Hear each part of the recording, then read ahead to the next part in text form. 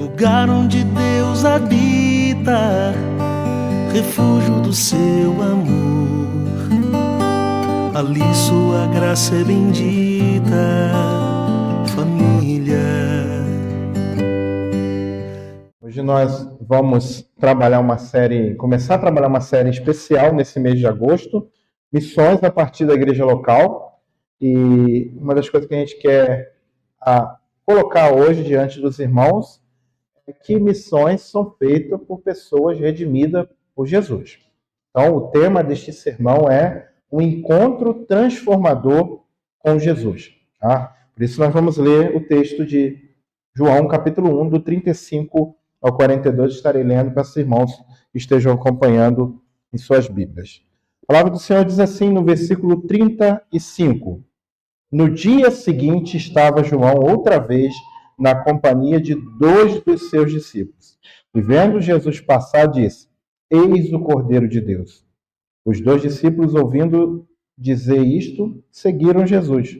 E Jesus, voltando-se e vendo que seguiam, disse-lhes: Que buscais? Disseram-lhe: Rabi, que quer dizer mestre, onde assiste? Respondeu-lhe: Vinde e vede. Foram, pois, e viram onde Jesus estava morando, e ficaram com ele naquele dia, sendo mais ou menos a hora 10ª. Era André, o irmão de Simão Pedro, um dos 2 que tinham ouvido o testemunho de João e seguido Jesus. Ele achou primeiro o seu próprio irmão, Simão, a quem disse: Achamos o Messias, que quer dizer Cristo.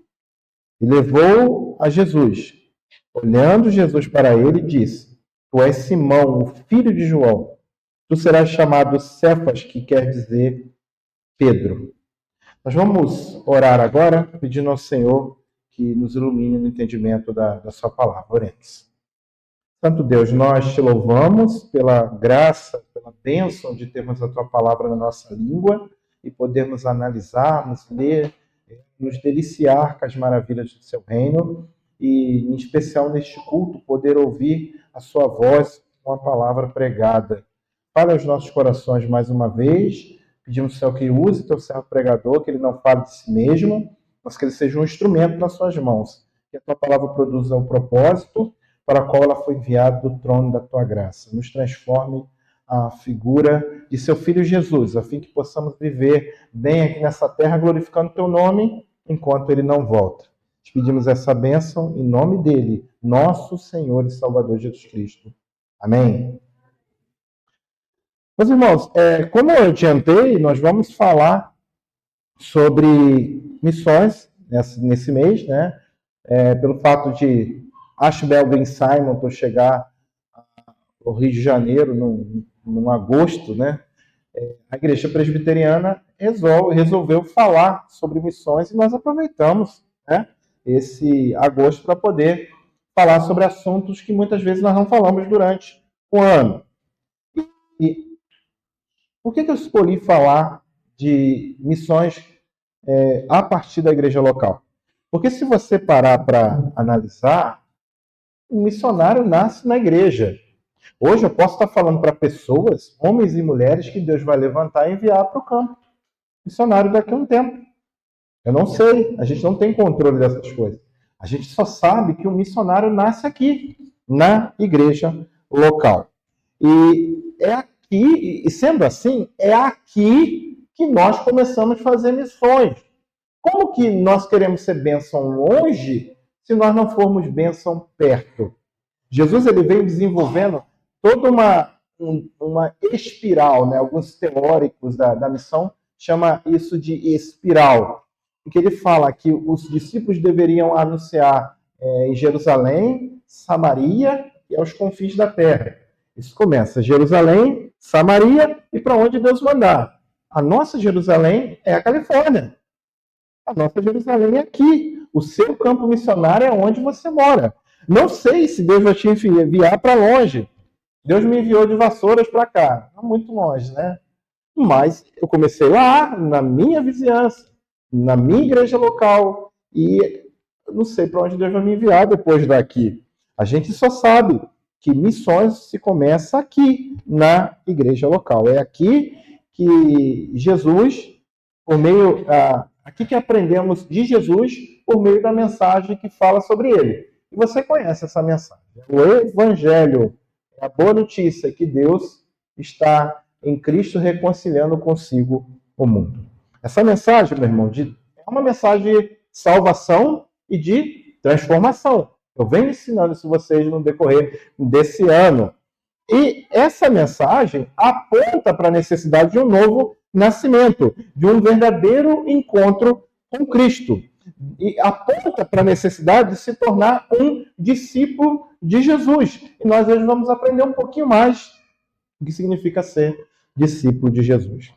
O texto que nós lemos nessa noite, ele está inserido numa seção conhecida do Evangelho de João como testemunhos sobre Jesus. Do versículo 19 até o versículo 51 do capítulo 1, está sendo apresentado o início do ministério público do nosso Senhor e o chamado dos seus primeiros discípulos.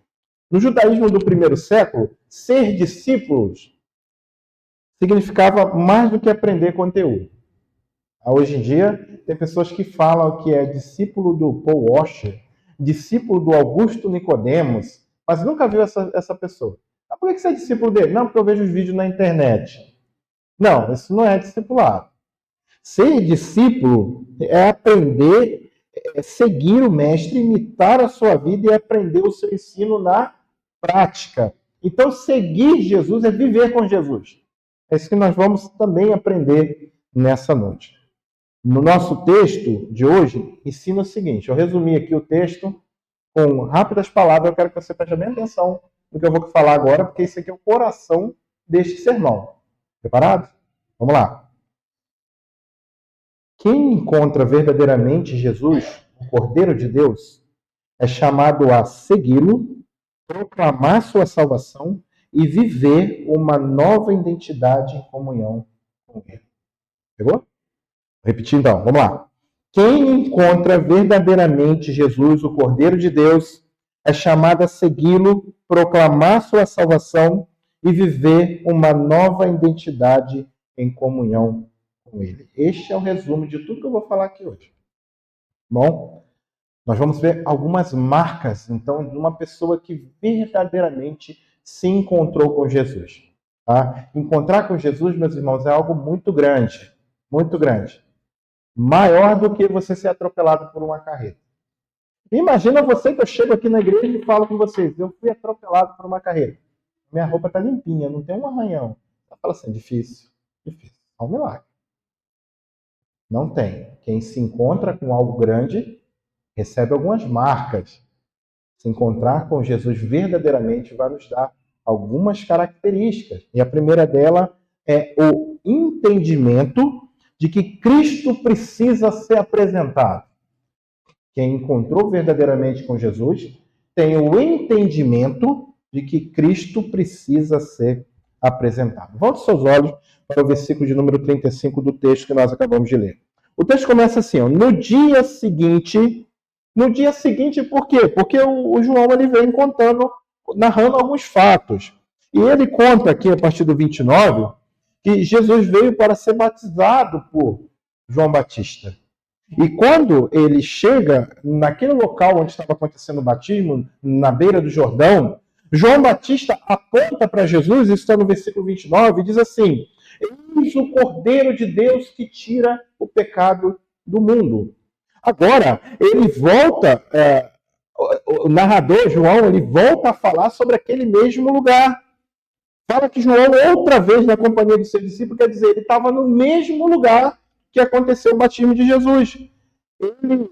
Ele diz, encontra com Jesus novamente, Jesus vai lá de novo e ele repete as mesmas palavras. Eis o Cordeiro de Deus. João estava no lugar habitual, pregando o Evangelho, e de repente ele aponta para Jesus pela segunda vez e chama Jesus de Cordeiro. João está identificando Jesus como o cumprimento dos sacrifícios apontados pelo Antigo Testamento. Êxodo capítulo 12, quando Moisés fala que vai tirar o povo do Egito e levar para o deserto para celebrar a Páscoa, tem toda uma orientação lá E uma da orientação é que cada família teria que pegar um cordeiro sem mácula, sem defeito e sacrificar no deserto. Esse era chamado do cordeiro pascal. Era o cordeiro que iria ser sacrificado na Páscoa para a remissão de pecados. Isaías 53, a profecia do profeta Isaías, no capítulo 7, chama o servo sofredor, aquele que iria levar sobre os seus ombros o pecado da humanidade. Ele é comparado a um cordeiro que seria oferecido para o sacrifício. Mas em Apocalipse, no capítulo 5, esse cordeiro já é demonstrado como algo glorioso, porque o texto diz que o cordeiro estava sentado no trono. Assim foi a visão que João viu. O cordeiro assentado no trono. No versículo 29 aqui, João Batista chama esse cordeiro que como um cordeiro de Deus que iria tirar o pecado do mundo. Versículo 37 diz que 2 discípulos estavam ouvindo o que João Batista estava dizendo sobre o Jesus. Tá? Os 2 discípulos que estavam ali ouvindo, possivelmente um desses discípulos era o próprio apóstolo João. Ele deixa algumas dicas durante o seu evangelho da forma que ele escreve. E quando ele não cita ele mesmo, ele não fala o nome da pessoa, possivelmente ele está falando dele. João estava ali junto com João Batista e também André, irmão de Pedro, estava ali. Esses eram os 2 discípulos. Né? João Batista não fazia discípulo para si, para guardá-lo como preciosos ou para usá-lo para o seu próprio trabalho. Não. João Batista era aquilo que Isaías profetizou, a voz do que clama no deserto. Aquele que estava preparando o caminho para o próprio Cristo. Então, os discípulos de João Batista não eram discípulos de João Batista. Eram discípulos que eles estavam fazendo para o próprio Cristo. O próprio Cristo. Como vocês não são minhas ovelhas. Eu sou empregado da fazenda, vocês sabem disso, né? Eu tenho que dar conta de vocês para o dono de vocês. O meu trabalho é sério, o meu trabalho, ele vai puxar minha orelha se eu abandonar vocês, porque vocês são preciosos para o dono da fazenda. Agora, o pastor supremo, que é pastor de vocês, e meu pastor, é Jesus. João Batista entendia isso. E quando aqueles discípulos levantaram e seguiram Jesus, você acha que ele ficou reclamando? Ele falou assim, meu Deus, vai esvaziar a minha igreja. João Batista era um pastor que tinha visão de reino. Aí, é para isso que eu preparei vocês. Ah, gente, vai ser difícil no dia que algum de vocês olharem e falarem assim, pastor, estou indo para o campo missionário. Pastor, estou mudando de cidade, vou abençoar outra igreja lá na cidade que eu estou indo.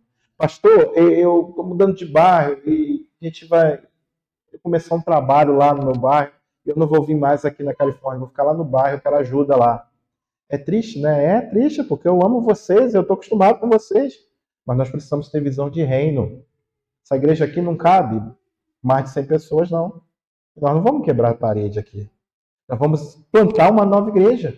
Nós vamos começar novos trabalhos. Por quê? Porque nós precisamos ter visão de reino. Nós não fazemos discípulo para nós. Você não deve fazer discípulo para você. Deve fazer discípulo para Jesus e enviá-lo. É isso que João Batista está mostrando para nós. A fala de João Batista apontava para um Salvador ungido, o Messias esperado por Israel. E quando ele viu o Salvador, ele falou, não segue eu não, segue ele. Você tem que seguir ele. Ele é o Cordeiro de Deus que tira o pecado do mundo. João Batista, mesmo tendo discípulos próprios, não prendeu a si. Ele os direciona a Jesus como expressão sacrificial, com essa expressão riquíssima na teologia do Antigo Testamento. Cordeiro de Deus. A referência profundamente teológica diz que Jesus, e somente Jesus, é aquele que veio para morrer pelos pecadores. Então ele merece a honra, ele merece a glória por todo sempre. Não é o pastor, não é o presbítero, o diácono, o presidente da SAF, os líderes de departamento, não. Nós cuidamos de pessoas apontando eles para Cristo. Por quê, meus irmãos? Porque o pecado, ele exige uma punição justa. Para nós sermos livres, nós precisamos ter sido libertos do derramamento de sangue. Não foi eu que derramei sangue por vocês. E mesmo se eu fizesse isso, não seria possível. pagar o teu pecado e o meu. Nem o meu seria. A gente às vezes olha nossos filhos e a gente fala, meu Deus, se pudesse fazer alguma coisa para a salvação deles, a gente só pode pregar. Mas tudo que precisou ser feito pela nossa salvação foi feito pelo Cordeiro de Deus, que tira o pecado do mundo. Cristo é o enviado de Deus. Cristo é o único sacrifício eficaz e que foi eficaz para a salvação de todos os seus eleitos. Cristo, o sangue de Cristo remove a culpa do pecado e reconcilia o pecador com Deus. Sabe a briga que nós temos com Deus por causa daquilo que aconteceu no Éden? Somente o sangue de Jesus pode nos fazer a ter as pazes com Deus novamente. Tá? Imagina um guia turístico. Na cidade de Vassouras, há um tempo teve um curso lá, formou vários guias turísticos. Um amigo meu formado em História, ele até fez o curso. Muito legal o trabalho da turma lá. O que faz um guia turístico? Se um dia vocês quiserem ir em Vassouras, vocês me falam que eu serei o guia turístico de vocês. Levar vocês aos casarões, ao Mirante Imperial, porque eu conheço a cidade, eu posso levar vocês. O que faz um guia turístico? Ele mostra tudo aquilo que se precisa ver que uma pessoa que não conhece não teria acesso. Um guia turístico se posiciona ao lado das coisas maravilhosas e aponta para as pessoas que estão com eles, sem chamar atenção para si. Eu vou levar vocês nos monumentos. Então vocês já conhecem, o que vocês precisam ficar vendo eu? Não, eu vou apontar para vocês o monumento. O papel de um guia turístico é simples. Ele ajuda os outros a ver o que realmente importa. João Batista era um guia turístico. Ele era um guia. Ele não quer ser o centro das atenções. O seu objetivo era claro. Importa que ele cresça e que eu diminua. O objetivo de João Batista era apontar para Jesus, o verdadeiro Cordeiro de Deus, que tira o pecado do mundo. No mundo atual, meus irmãos, onde pessoas querem seguidores, reconhecimentos, o exemplo de João nos lembra que o verdadeiro ministério é aquele que esconde a si mesmo e exalta o Cristo. Esse é o verdadeiro ministério. Tem tempo que a gente precisa ter pessoas nos bajulando para dizer que o nosso ministério é uma coisa abençoada. Não, o ministério verdadeiro é aquele que faz a gente sumir e Cristo é exaltado. Somos chamados, meus irmãos, para apontar Cristo, não para apontar para nós mesmos. No centro da nossa pregação, nosso discipulado, da nossa liderança, da nossa evangelização deve estar a cruz de Cristo, não a nossa reputação. Nós precisamos dar bom testemunho, porque, afinal de contas, nós manchamos a honra de Cristo e da sua igreja quando a gente não dá um bom testemunho, correto? Agora, o nosso testemunho não é para dizer que nós somos melhores do que os outros, ou mais importante, não, pelo contrário. O nosso testemunho é para honrar o Cristo, que é o Cordeiro de Deus, que tira o pecado do mundo.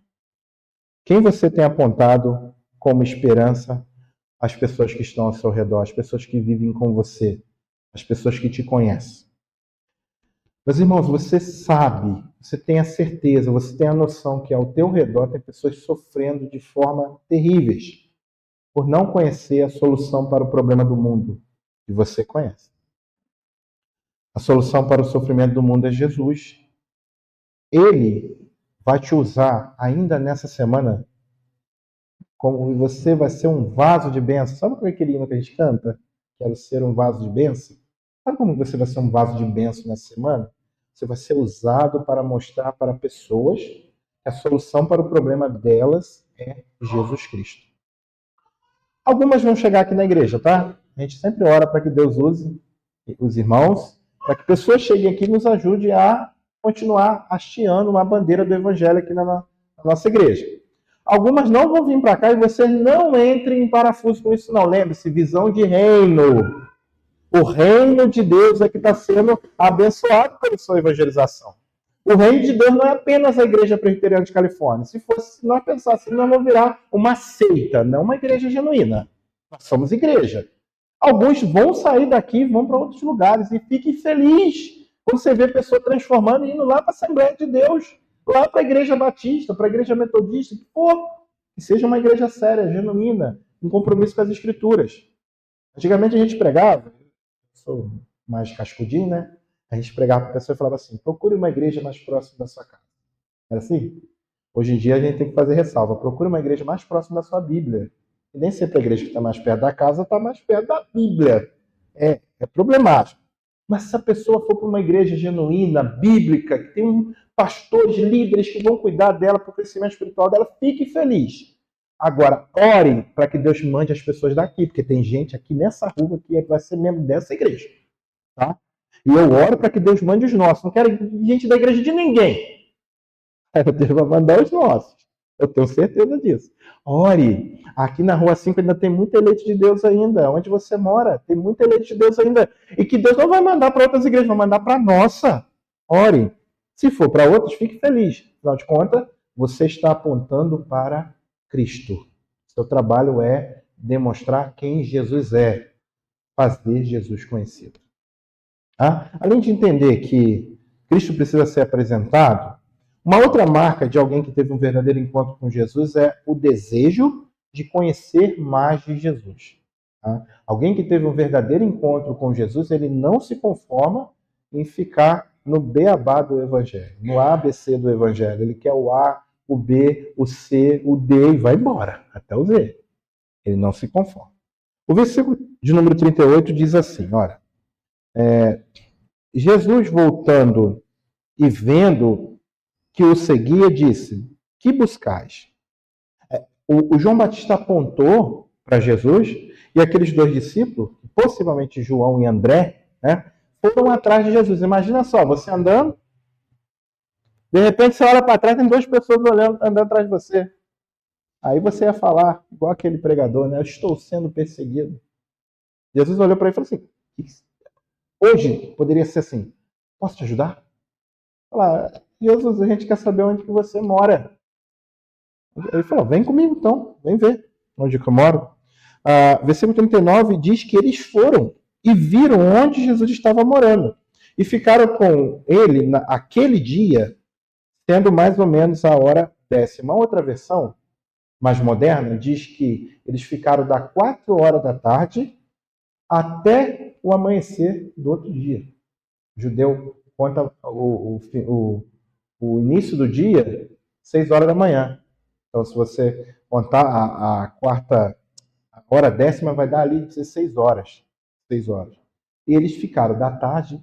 Imagina a conversa que esses dois tiveram com Jesus. Olha, gente, eu venderia tudo que eu tenho nessa vida para participar dessa conversa que esses dois participaram. Meu filho. Imagina só a delícia, a maravilha de conversa que esses dois tiveram com Jesus. Versículo 40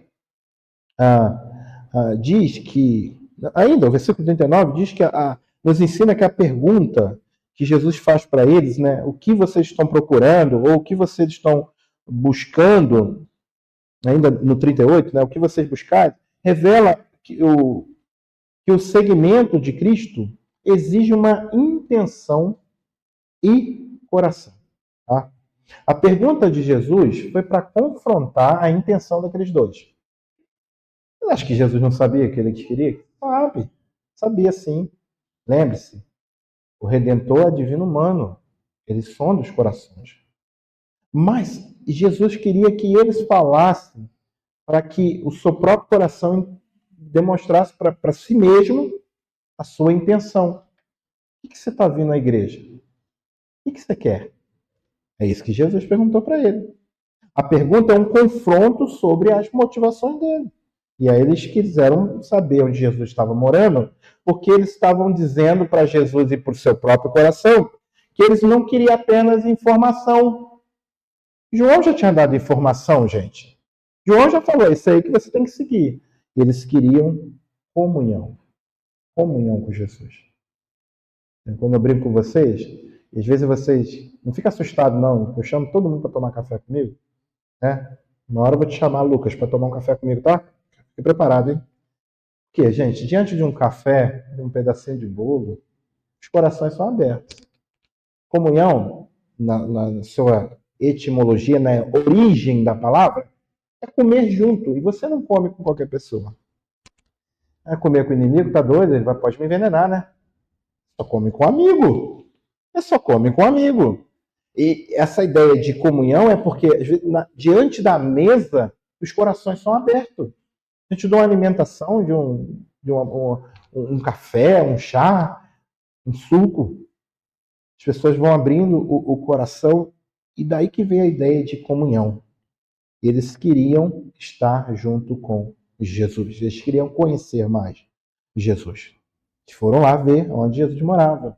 O autor, William Hendricks, comentando esse texto, ele diz assim: o autor do Evangelho, que é João, como foi demonstrado, era um desses dois discípulos. William Hendricks afirma que, além de André, quem foi lá na casa de Jesus, onde Jesus estava morando, que era, foi João. Aquele dia, com Jesus, mudou toda a sua vida. Deixou uma impressão tão forte sobre ele que ele nunca esqueceu a hora exata em que o convite foi recebido e a decisão de aceitá-lo foi tomada. João escreveu o Evangelho depois de muito tempo que essas coisas aconteceram, mas ele botou a hora exata. Às 4 horas da tarde eu fui encontrar com Jesus. Aquele encontro foi algo tão maravilhoso que marcou a vida de João. O discipulado começa com a resposta à palavra, ao convite de Jesus. Sempre precisa ter um convite para poder ter uma resposta positiva. Mas não fica só no convite. O discipulado ele se aprofunda na comunhão pessoal com Cristo. O que eu quero dizer com isso? Você está aqui me ouvindo, possivelmente você vai sair daqui desse culto hoje com o seu coração cheio e querendo saber mais de Jesus. Mas não fique só no culto de domingo não, tá? Você precisa aproveitar as oportunidades de saber mais de Jesus. Você não pode ficar apenas nesse momento da pregação. Começa aqui, mas continua. Continua. No estudo que você vai fazer com o irmão mais maduro, nas oportunidades que nós temos nos pequenos grupos, na quinta-feira, no estudo bíblico, na escola dominical, no domingo pela manhã, isso é o quê? É nós aproveitarmos as oportunidades de conhecer mais de Jesus. Quando Jesus te chama, vinde e vede, é um convite a você experimentar dele. Não adianta, gente. Não adianta. Às vezes a gente olha para a pessoa e fala assim, você gosta disso? Ele fala, gosto não. Já comeu? Não. Como é que você sabe que você não gosta? Não, não gosto. Não é verdadeiro isso, não é genuíno. Você não tem elementos para dizer se você gosta ou não gosta. Às vezes você come, você já se surpreendeu comendo uma comida que o aspecto às vezes não era tão bonito, e você vai lá e come e acha aquilo uma coisa mais maravilhosa do mundo. É preciso experimentar. Nós, seres humanos, precisamos experimentar, e uma das coisas que nós muitas vezes abrimos mão é de uma experiência genuína com Jesus Cristo. Uma vida de devocional, uma vida de entendimento, de conhecimento de Jesus. Gente, eu lembro até hoje, depois de 17 anos, eu lembro minhas sessões de discipulado com o reverendo Luiz André. E a cada vez que ele abria a Bíblia diante de mim e que ele me mostrava quem era Jesus, eu ficava apavorado. Falar, meu Deus, como eu não conheci Jesus há mais tempo? Maravilhoso, gente, conhecer mais de Jesus. E às vezes, nós estudamos só para se tornar membro da igreja, nos dedicamos e tornamos membro, e depois a gente esquece de Bíblia, a gente esquece de discipulado, a gente esquece de comunhão. Não. Nós precisamos crescer na experiência genuína com Jesus. Com Jesus. É claro, a gente às vezes critica muito experiências que as pessoas querem que virem doutrina. Experiência não é para virar doutrina. Doutrina é extraída das Escrituras. Às vezes a minha experiência não é regra para a tua vida, porque é uma experiência pessoal. Não é isso. Por outro lado, nós vivemos, às vezes, um cristianismo seco, esquisito, melancólico, sendo que a gente não precisava disso. Por exemplo, resposta de oração. É uma coisa maravilhosa, gente. Maravilhosa. Maravilhosa. Sabe, você saber que Deus te ouviu e respondeu de acordo com aquilo que você pediu, porque foi a vontade dele. Gente, aí a gente não ora, como é que vai ter resposta de oração? Tem que orar para ter resposta?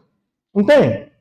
Você tem experiência com a Escritura, você está lendo lá no seu cafezinho, lá, antes de sair para o seu trabalho, para sua escola, para sua faculdade, e você lê a Bíblia lá, você fala, meu Jesus, eu passei a vida inteira lendo esse texto, e agora eu estou vendo isso aqui. Eu lembro, gente, no dia que eu li a seguinte frase no Salmo 23. Ainda que eu ande pelo vale da sombra da morte, não temerei mal algum. Eu sou alfabetizado lendo Bíblia. Desde os 5 anos eu leio Bíblia. E eu tenho esse salmo gravado na minha cabeça, eu decorei. Só que nesse dia que eu estava lendo, eu li esse versículo e de repente a frase que me tocou foi a seguinte: porque tu está comigo. Eu nunca tinha prestado atenção nessa frase. Falei, meu Deus, olha que coisa forte e importante no salmo. Porque tu está comigo. Eu levantei aquele dia e falei, se Jesus está comigo, agora o mundo que me aguente. Eu estou com todo poderoso. É isso, gente. Você precisa crescer no conhecimento de Jesus. Porque quanto mais você enche o seu coração de Jesus, você vai transbordar. Você vai pregar automaticamente. Você não vai se aguentar. Às vezes você fala assim, pastor, eu tenho dificuldade para pregar. Lê mais Bíblia, ora mais. Porque quando você se enche de Deus, você não vai aguentar. Você vai querer não pregar e não vai conseguir. Você vai querer não evangelizar e não vai se aguentar. Porque você vai estar cheio do Espírito até transbordar. E vai transbordar para a vida de outras pessoas. Essa comunhão é marcada por permanecer. O termo usado por João mostra a intenção daqueles crentes quererem a união com Cristo. Algo que ele vai falar muito no capítulo 15 do seu Evangelho. Essa doutrina da união com Cristo nos ensina que o crente é espiritualmente unido a Jesus em sua vida, morte, ressurreição e glorificação, de modo que tudo que é de Cristo se torna do crente. A sua justiça, sua filiação, sua herança e a vida eterna, ela vem até nós por meio dessa união que nós temos com Jesus.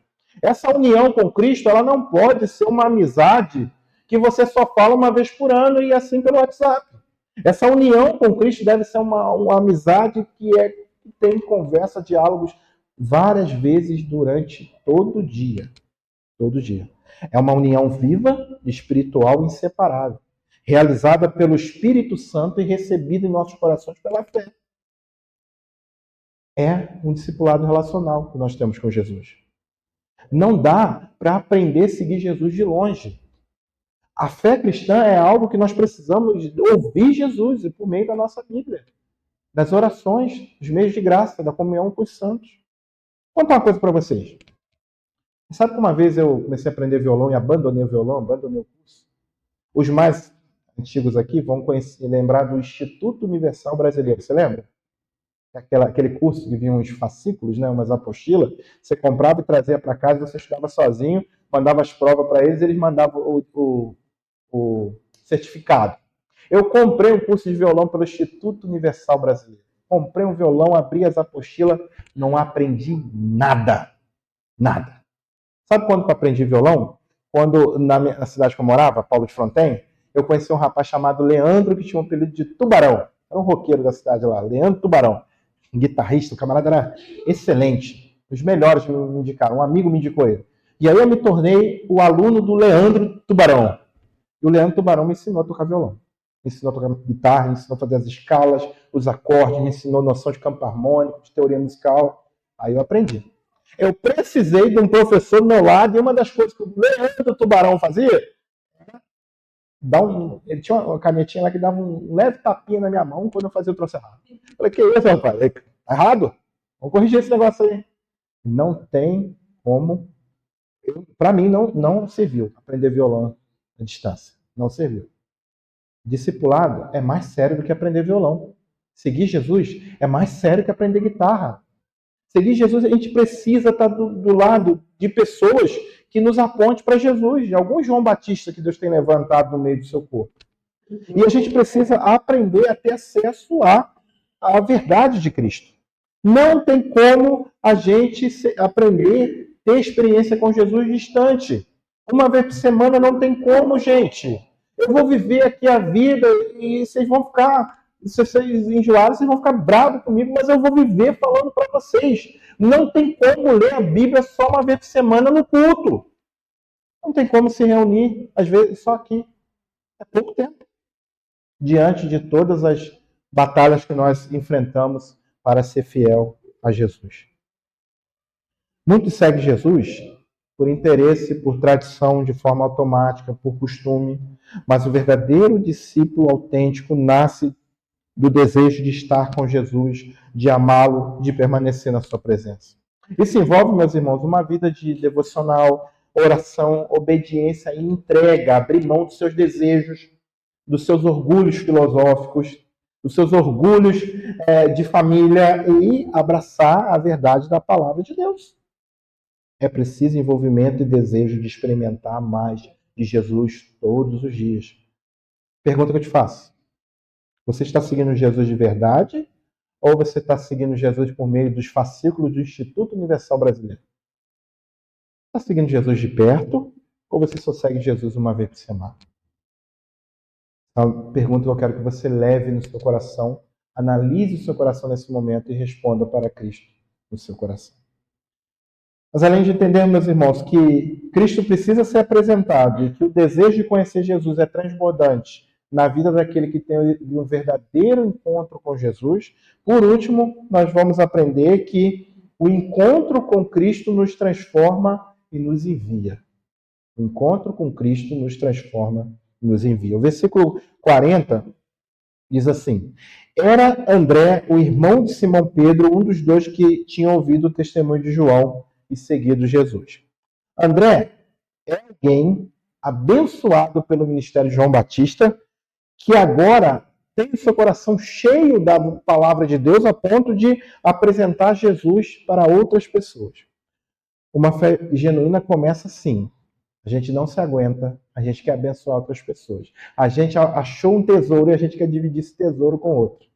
Eu sei que vocês, irmãs, quando descobrem uma receita maravilhosa, a primeira coisa que vocês fazem é colocar no grupo de WhatsApp da família, né? Eu sei que vocês, irmão, quando descobrem aquela promoção de ferramenta, ele sai falando por aí. Finge que é fofoca e espalha os quatro cantos da terra, não é assim? Coisa boa a gente tem que falar. Coisa boa a gente tem que compartilhar. É assim que acontece com o Evangelho. A gente enche o coração de Deus e a gente quer sair por aí e compartilhar. Quem são os primeiros a serem abençoados? Os nossos familiares, os nossos parentes. O texto diz aqui que, versículo 41, ele achou primeiro seu próprio irmão, Simão, a quem disse: achamos o Messias. André chegou na frente do seu irmão, alguém que tinha desejo de conhecer esse Messias, e disse para ele: nós encontramos Jesus. Nós achamos o Messias. Ele não se conteve com a boa notícia e foi falar com seu irmão. E pegou seu irmão e falou: vamos lá para Jesus. Vamos lá para você conhecer Jesus. Versículo 42 diz que ele levou seu irmão até Jesus. O encontro de Pedro com Jesus foi algo transformador. Jesus olhou para ele e disse assim: tu és Simão, filho de João. Ou seja, eu te conheço. Eu sei quem você é. Eu não vou estar errando dizendo que eu vou dizer que não, mas agora eu vou trocar o seu nome. Agora você vai ser chamado de Cefas, que quer dizer Pedro. Existe um debate. O que significa isso? O que quer dizer Pedro? O que significa esse negócio do Pedro, do Cefas, da pedra? Entenda uma coisa.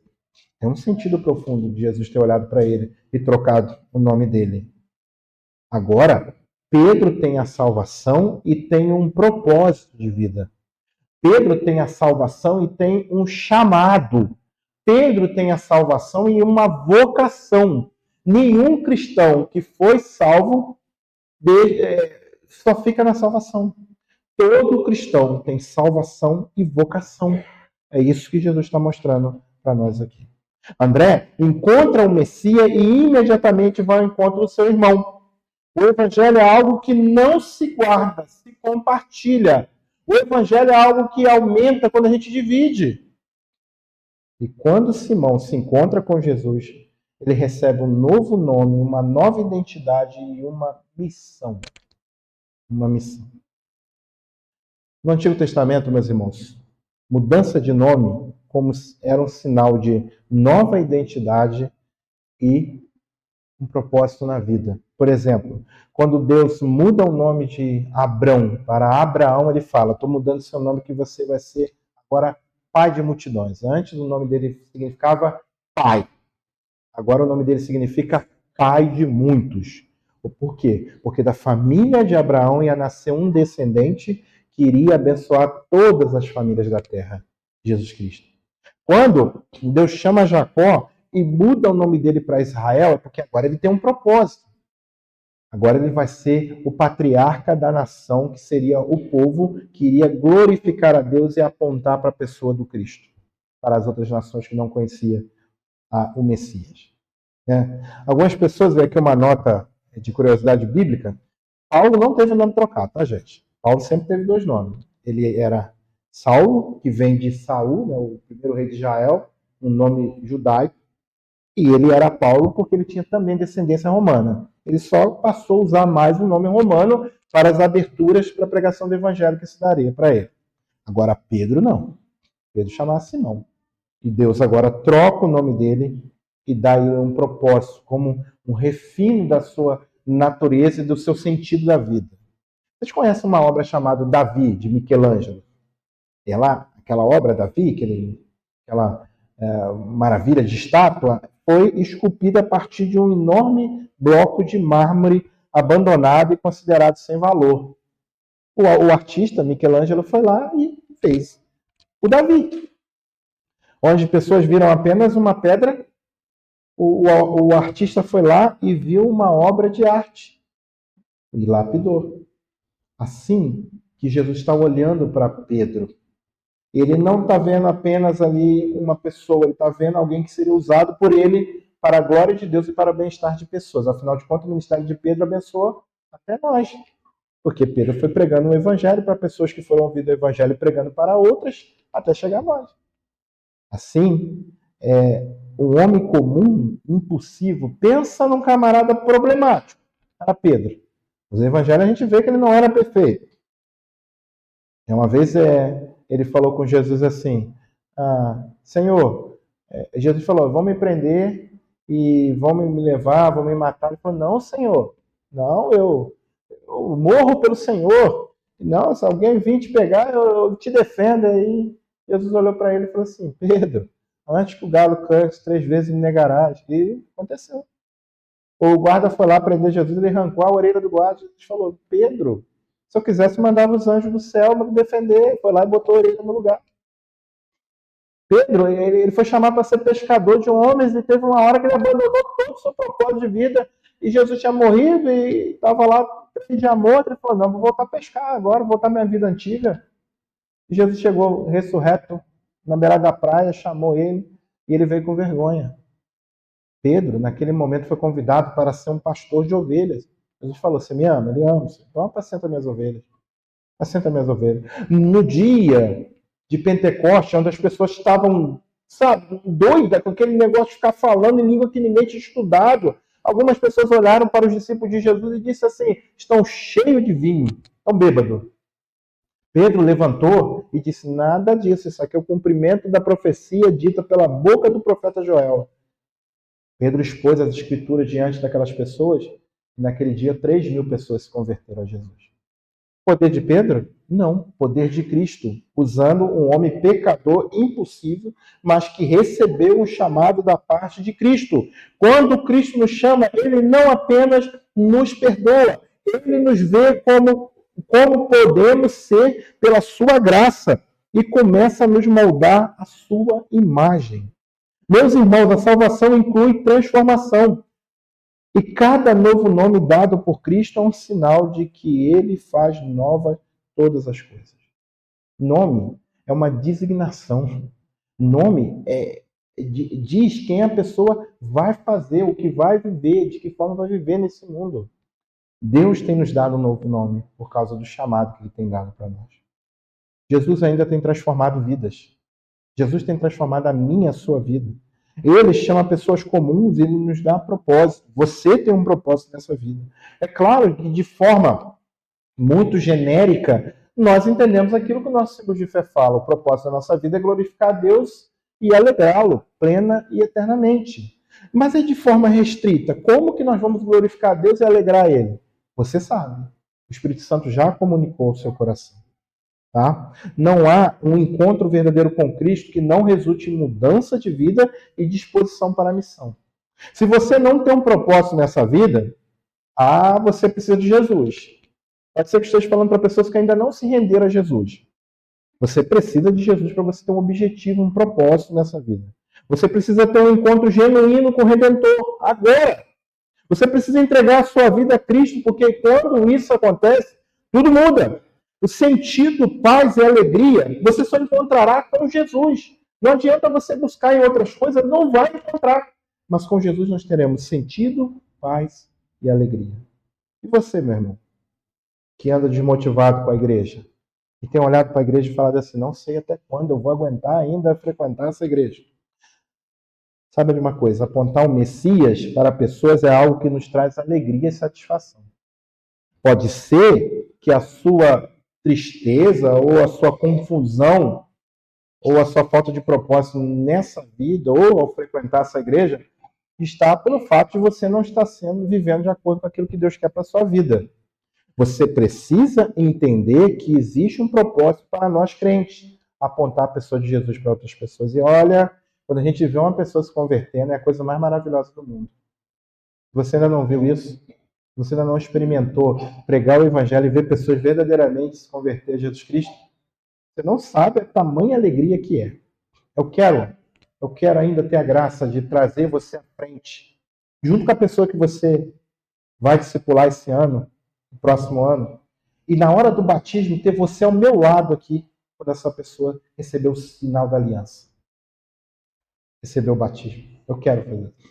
Eu quero mostrar para as pessoas e para o mundo que Jesus Cristo usou a sua vida para ser canal de bênção na vida da pessoa que vai estar sendo batizada aqui nessa igreja. A pergunta que eu te faço é, você quer isso? Se esforce.